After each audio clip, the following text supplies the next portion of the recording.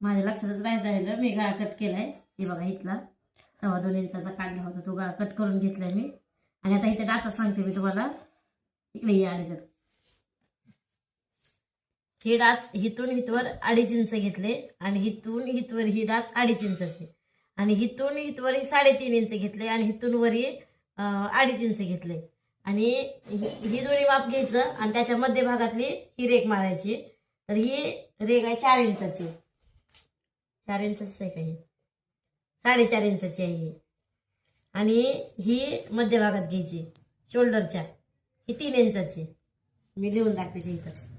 ही 4.5 inch, ही 2.5, ही 3, 2.5 4 टक्सच्या. हे तसं हे कट करून घेऊ. आता गळा तर कट करून घेतलाय मी आधी. आता ही शोल्डर कट करून घेते.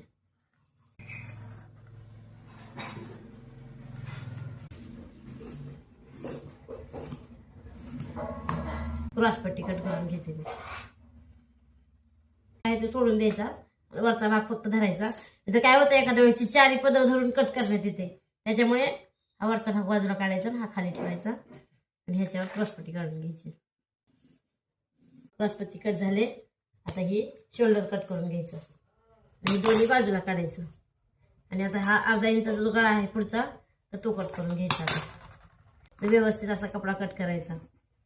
कपडा जर थोडा इकडे इकडे झाला ना तर पूर्ण ब्लाऊज बिघडतंय आपलं. व्यवस्थित कट करायचं. बरी दाखव.